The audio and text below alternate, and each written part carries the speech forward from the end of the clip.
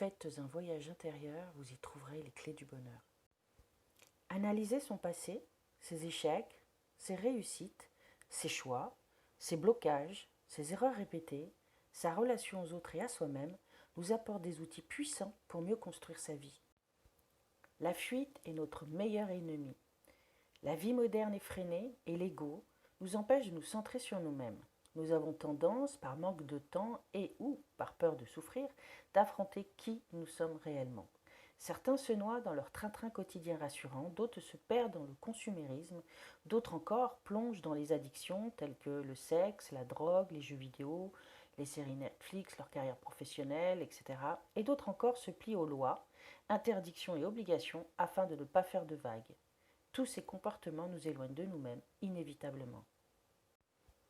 Or, les clés du bonheur résident justement dans la connaissance de soi. Quand on a décelé nos blessures d'enfance, compris nos actes inconscients, mis en place des actions en adéquation avec nos envies et nos besoins, on fait par conséquent de bien meilleurs choix. Quand on vit davantage en harmonie avec soi-même et les autres, la vie est plus douce et plus savoureuse. Lorsqu'on se connecte à ce qui nous fait vibrer, on stimule notre esprit et notre corps. Le cerveau se met à sécréter les hormones du bonheur, la sérotonine, c'est l'hormone de la bonne humeur, l'endorphine, une sorte de morphine naturelle, et les cytocines, l'hormone de l'attachement et de la sécurité intérieure. Voici donc quelques clés pour parvenir à atteindre le bonheur. Tout d'abord, analysez vos échecs. Parfois, nous répétons les mêmes erreurs et nous ne comprenons pas pourquoi. Si nous échouons, c'est parce que nous n'en avons pas encore décelé les vraies raisons.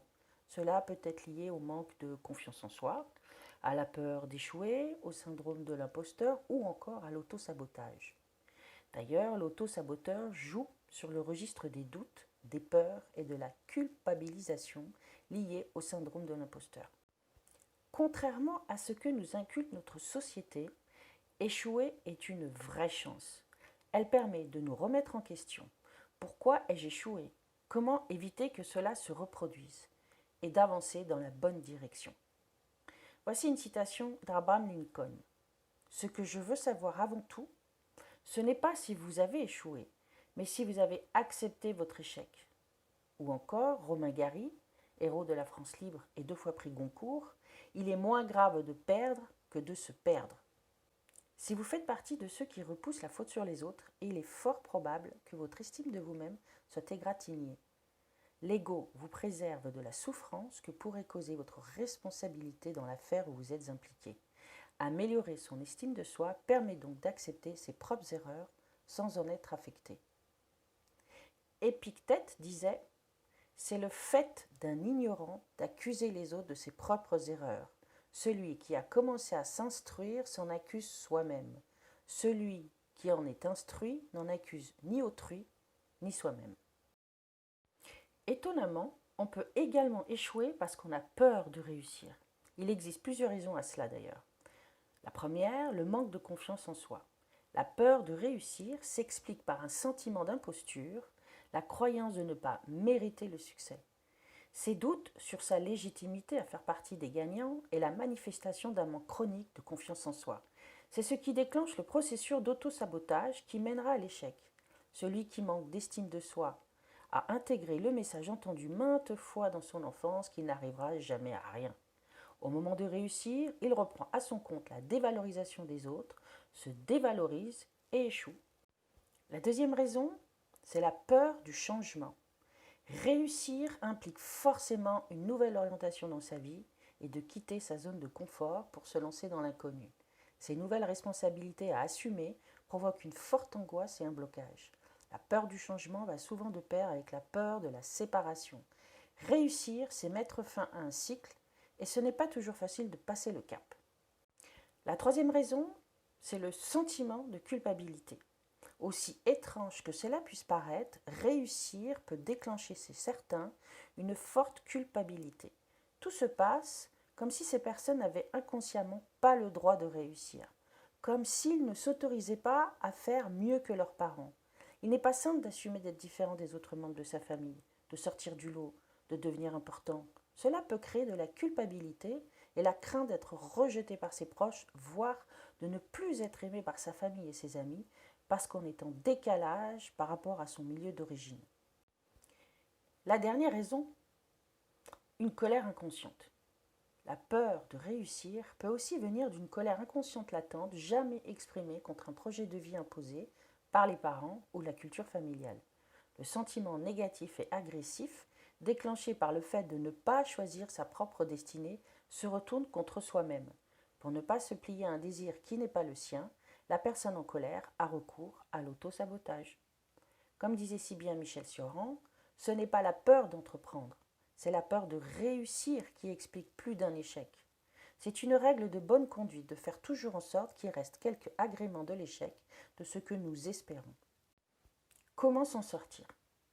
Pour surmonter la peur et le stress, reformulez votre objectif. Pensez au chemin parcouru, à tous les efforts fournis pour en arriver là. Faites un tableau avec 2 colonnes, d'un côté les avantages de la réussite et de l'autre les inconvénients consécutifs à la réalisation de celui-ci.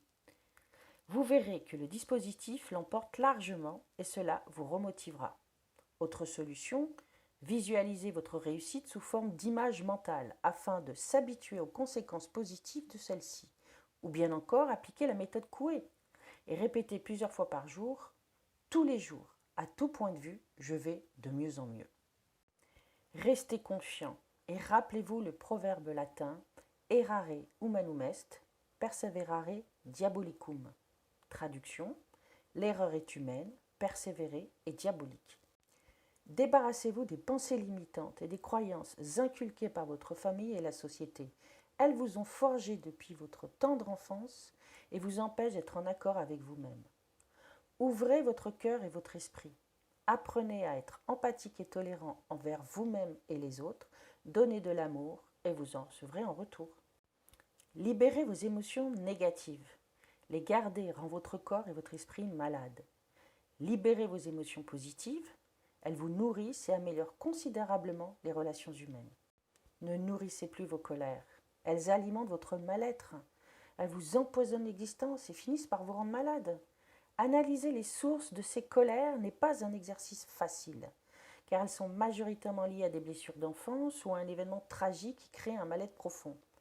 Vivre en paix requiert un véritable travail de fond. Analysez également vos peurs. Chacun a son histoire personnelle avec la peur. Une liaison qui s'est construite à partir des épisodes les plus marquants de sa vie, d'où les multiples objets sur lesquels peut se fixer notre sentiment d'insécurité. Pour le psychanalyste Guy Corneau, une peur dite de surface ou circonstancielle nous protège toujours d'une autre plus profonde. Pour être apaisé, une seule solution, se délivrer des petites peurs pour aller vers des peurs plus grandes, n'est pas en soi une perspective très alléchante, mais il s'agit pourtant du chemin que chacun est invité à suivre. Analysez donc vos peurs qui vous paralysent au lieu de les nourrir. Changez votre vision du monde. Votre regard est purement personnel et souvent erroné. Il dépend de multiples facteurs comme notre éducation, la religion, la société, la culture. Quand notre regard est excessif, trop négatif ou trop positif, il est automatiquement biaisé. C'est une façon inconsciente de rejeter la réalité. Brisez les murs de la prison que vous vous êtes construite. Votre façon de penser et de vous comporter peuvent vous enfermer sur vous-même sans même que vous vous en rendiez compte. Vous seul êtes le propre prisonnier de votre vie. Apprenez à vous aimer vraiment. Ce n'est pas un exercice facile, car il demande en premier lieu de faire un bilan de notre vie, d'aller creuser au plus profond de soi, d'accepter ses erreurs, souvent inconscientes, et de se pardonner. Durant mes consultations, je propose des exercices qui vous permettent de prendre conscience de vos qualités, de vos réussites et de vos capacités. Connectez-vous à ce qui vous fait vibrer. Si vous traversez la vie en faisant des études ou un métier qui ne vous plaise pas, en supportant un environnement stressant, en partageant une vie de couple peu satisfaisante, en fréquentant des personnes qui ne vous correspondent pas, en restant dans votre zone de confort, vous vous infligez un quotidien bien peu stimulant. Je ne vous demande pas de changer d'un seul coup, mais de prendre conscience de ce qui ne va pas dans votre vie. Commencez par changer une situation, puis connectez-vous à ce qui vous fait vibrer. Cela peut être une passion mise de côté, un projet abandonné, un objectif non atteint, etc. Ou tout simplement des petits plaisirs auxquels vous ne vous connectez plus, comme regarder le soleil se lever ou se coucher, caresser son animal de compagnie, marcher dans la nature, nager dans la mer, chanter avec la musique à fond, regarder un feu de cheminée crépiter, vous inscrire à un cours de peinture ou de danse, etc. Bref, toutes ces actions vous rapprochent de vous-même et vous rendent la vie plus agréable. Parvenir à appliquer tous mes conseils n'est pas une mince affaire, j'en conçois. Ce travail sur soi requiert du courage et du temps. Solliciter l'aide d'un professionnel permet donc de compléter le travail par la conscientisation, car seul, on ne peut pas tout analyser. Moi-même, qui suis pourtant formée pour déceler les blessures d'enfance et analyser les actes inconscients, je n'avais pas conscientisé que je manquais de bienveillance envers moi-même. C'est une consoeur qui m'a permis de mettre la lumière sur cette évidence. Sans elle, j'aurais continué à répéter certaines erreurs.